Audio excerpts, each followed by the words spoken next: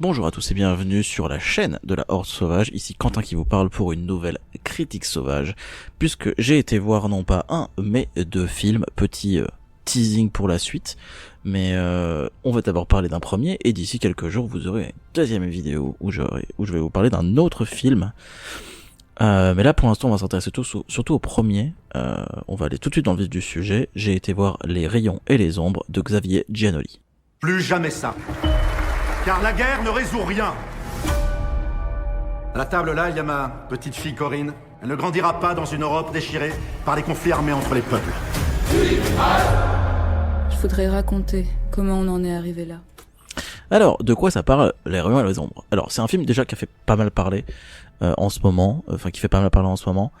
C'est pour des très bonnes raisons, puisque, bon, je vais déjà le dire d'avance, le film est très bien. Les retours sont globalement positifs et je trouve que c'est vraiment mérité. Il a même de très très belles notes au global.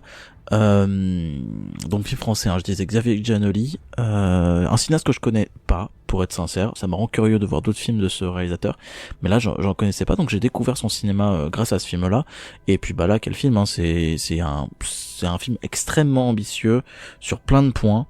Déjà en termes de casting, puisqu'on a Jean Dujardin dans le rôle principal, et surtout le rôle principal étant assez ambivalent. C'est surtout ça qui est très intéressant dans le fait de l'avoir pris.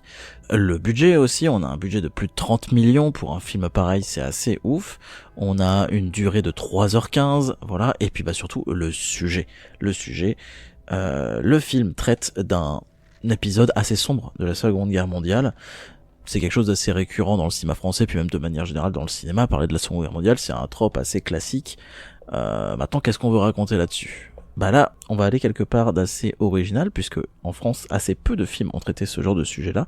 On va parler de la collaboration, et même pas juste de la collaboration avec un soupçon de résistance ou quoi que ce soit. Non, on va vraiment parler d'un film, d'une histoire vraie, liée à quelqu'un qui a réellement existé, et qui est vraiment passé du côté obscur, voire même du côté très obscur. Le film traite de la vie de Jean Lucher, un homme qui qui était journaliste et qui est devenu l'une des images de la collaboration française pendant la Seconde Guerre mondiale avec les nazis, et qui au final a été fusillé. Alors c'est pas un spoil, hein, désolé, hein, c'est pas un spoil de la fin du film, hein, c'est vraiment montré dès les quelques premières minutes, hein, on est au courant du destin de Jean Lucher. Le film ne s'arrête pas juste à Jean, hein, le film s'attarde surtout sur tout l'ensemble de l'environnement qu'il y a dans l'entourage de Jean. Donc il y a surtout sa fille Corinne Lucher, même s'il avait d'autres enfants, mais le film s'intéresse surtout à Corinne. Elle était une actrice en devenir à la fin des années 30, au début des années 40, et elle avait à peine la vingtaine à ce moment-là, et avait été pris dans l'engrenage avec son père. On a aussi l'histoire de Otto Abetz en parallèle, puisque c'était l'un des meilleurs amis de Jean, et dans les années 20, ils étaient tous les deux déjà très proches, puisqu'ils faisaient partie d'associations qui luttaient pour le pacifisme entre leurs deux nations respectives, l'Allemagne et la France, après une première guerre mondiale destructrice pour leurs deux pays. Donc c'est même assez logiquement qu'ils vont s'amener à être tous les deux parmi les premiers à être porte-parole dans le dialogue à la toute base des affrontements qui viendront plus tard entre l'Allemagne et la France à la fin des années 30, mais déjà dès le courant des années 30, ils étaient déjà actifs dans le dialogue qu'il y avait entre les deux pays. Mais au final, Otto Abetz se retrouvera à devenir lui aussi une figure majeure de l'Allemagne nazie en France. Et donc le film va s'intéresser à ça, en fait. C'est assez troublant de se dire que le film ne va s'intéresser à pas de personnages. Il y a pas de gentils. Alors bien sûr, le monde est beaucoup plus complexe que ça, mais on est sur un film qui se veut être une référence historique. À l'échelle que ça peut avoir pour un film, hein, bien sûr, et puis même avec tout le réalisme qu'il est possible d'avoir, le film se veut être une espèce de compte rendu de cette histoire-là. La position de prendre Jean Dujardin en tant que rôle principal, étant lui-même une star française, on va dire, hein, on peut dire ça, c'est un des acteurs principaux de la génération, enfin d'une certaine génération qui est encore totalement en vogue et qu'on a quand même plutôt l'habitude de voir dans des rôles à la fois soit comiques, soit un peu sérieux, mais rarement aussi ambivalents dans ce côté-là. Là, on est vraiment sur un film assez sombre de ce côté-là. Et donc on a 3h15 pour nous raconter cette histoire-là, cette espèce de descente aux enfers qui se déroule sur une quinzaine d'années pour tous les personnages, et le film est extrêmement réussi. Bon, déjà faut voir un peu tous les points. Déjà pour commencer, je pourrais m'attarder un petit peu sur la photo. Le film est très beau. On a aussi une très belle mise en scène, les deux sont vraiment bien, s'accordent parfaitement bien.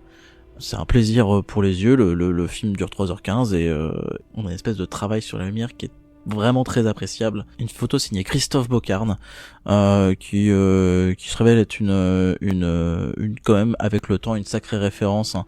En l'occurrence, moi j'aime particulièrement son travail qu'il a pu faire sur La Belle et la Bête de Christophe Gans, que je trouve magnifique. Alors c'est un film avec des visuels assez marqués.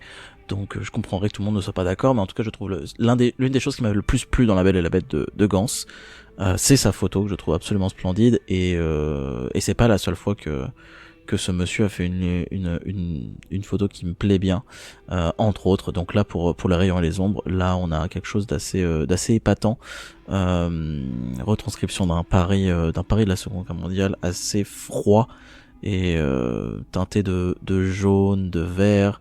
Référencez-vous à l'affiche, hein. On est vraiment sur ce genre de teinte là.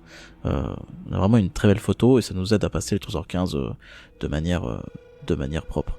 Je reparlais de visiter du casting quand même parce que donc je disais Jean Dujardin pour Jean Luchère qui est parfaitement à sa place et c'est assez déroutant de le voir dans un rôle pareil.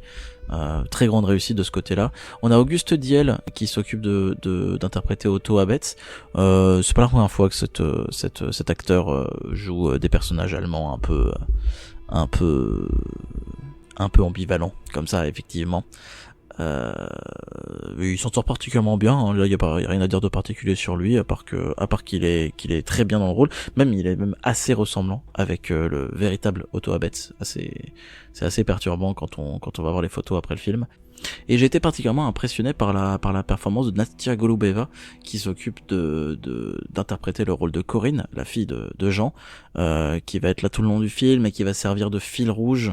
J'en reviendrai un peu après, mais le film a une narration un peu décousue, enfin qui est non linéaire, et elle est le fil rouge de toute cette narration, et sa présence aide en particulier la compréhension du film, mais même sa présence en elle-même, son talent d'actrice est assez impressionnant. Je trouve que c'est l'actrice c'est la performance en tout cas la plus impressionnante du film, sans problème. Rien que pour ça, le film vaut le coup, mais le film vaut le coup pour plein de choses, hein. Il vaut le coup, comme je le disais juste avant, pour sa photo, la narration, je pourrais y revenir dessus maintenant, hein, mais du coup le film a une narration le film a une narration non linéaire qui fonctionne très bien, avec le début du film qui se passe un peu après, juste après le décès de Jean Luchère, son exécution, et on est quelques temps après, et le personnage de Corinne va faire des retours en arrière. Mais c'est pas lourdingue, c'est pas balourd, c'est parfaitement en accord avec ce que le film veut nous raconter, et les liens faits avec Corinne et le passé sont parfaitement limpides. Le film est plutôt une réussite de ce côté-là. Moi je trouve aussi ce qui est réussi, c'est que le film n'est pas trop long. Alors oui, bien sûr, 3h15 c'est long, hein, ça restera toujours long, mais je trouve qu'il n'y a pas une seule seconde en trop. Même s'il peut y avoir des moments un peu de relâchement, et des moments où on a des scènes où on se demande s'il y a vraiment un intérêt à nous montrer certaines scènes, eh bien oui, toujours. Toutes les scènes sont intéressantes, tout est là pour montrer l'espèce de descente aux enfers. Enfin, c'est pas une espèce, c'est une descente aux enfers totale que subissent une grosse partie des personnages qu'on suit. Donc voilà, un film assez fleuve et qui est réussi, et sur un thème particulièrement passionnant et complexe, parce que oui, je vais revenir dessus en tant que dernier point, mais clairement c'est l'écriture qui pour moi est le point qui permet à tout ce défi de tenir en place, parce que c'était un défi de fou.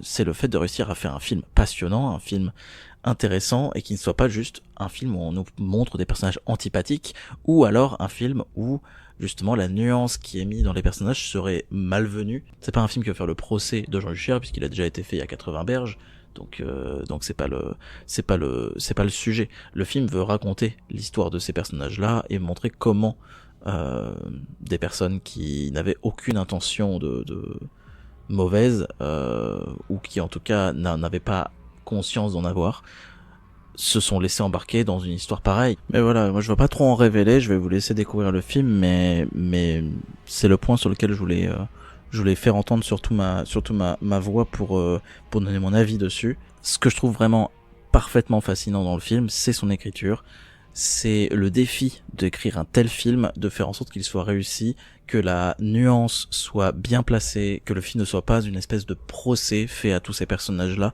mais plutôt une représentation, alors fidèle, qui sommes-nous pour savoir, enfin moi je suis pas historien, donc à quel point, mais de ce que j'ai entendu, Xavier Janelli a fait un travail de reconstitution assez dingue, un travail de recherche historique directement en lien avec des historiens, et je trouve ça particulièrement intéressant et noble de sa part de faire un film qui raconte au plus possible ce qui s'est vraiment passé et comment on a pu en arriver là et comment ces personnages-là, enfin ces personnes réelles, ont pu en arriver là.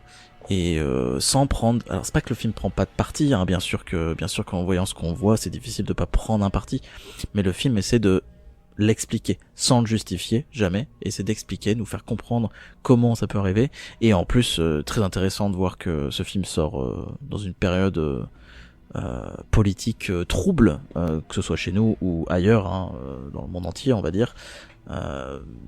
Le film a été un projet qui a été fait sur plusieurs années, donc c'est pas quelque chose qui était prémédité, hein, bien sûr. Simplement, c'est un sacré hasard, et le film et le rapport qu'il y a entre le journalisme, les médias et le fascisme est particulièrement intéressant. Voilà, je vous laisse voir le film pour en savoir plus.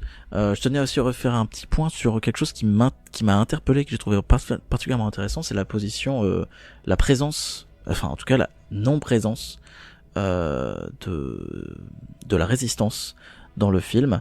J'aime bien cette partie-là parce que le peu dont on entend parler, on sait la puissance que ça a pu avoir. Le film ne le met pas ça de côté du tout. Simplement, le film, j'ai l'impression en tout cas, c'est mon interprétation, que le film a essayé de prendre une position de les spectateurs savent pour la résistance. On sait ce que c'est que la résistance, on a le cinéma et puis même tout plein d'autres choses, rien que nos cours d'histoire qu'on apprend, qu'on fait à l'école depuis 70 piges, nous apprennent ce que ça a été que la résistance en France. Les maquis, tout ce qui a été autour de la résistance. On a parlé il y a pas longtemps dans le podcast principal d'un film de Melville, l'Armée des Ombres. Voilà, il y a des classiques parmi les classiques de résistance. On sait ce que c'est que la résistance. C'est pour ça que j'ai l'impression en tout cas que le film s'est dit, je pense pas que ce soit intéressant de traiter de la résistance dans notre film. On va s'intéresser surtout à ces personnages-là parce que les Français savent qu'il y a une histoire parallèle à côté de ce qu'on va nous raconter. Et sans avoir besoin de les nommer, on sait qu'ils sont là. Parce que on sait qu'ils sont là, tout simplement. On connaît l'histoire, nous, Français.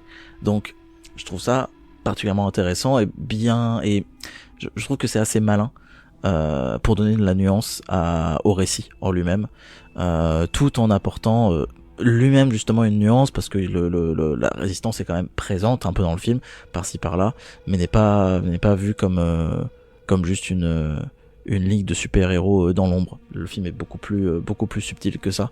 En tout cas, j'ai trouvé le film passionnant, retournant, déstabilisant, une vraie réussite pour un sujet aussi impressionnant.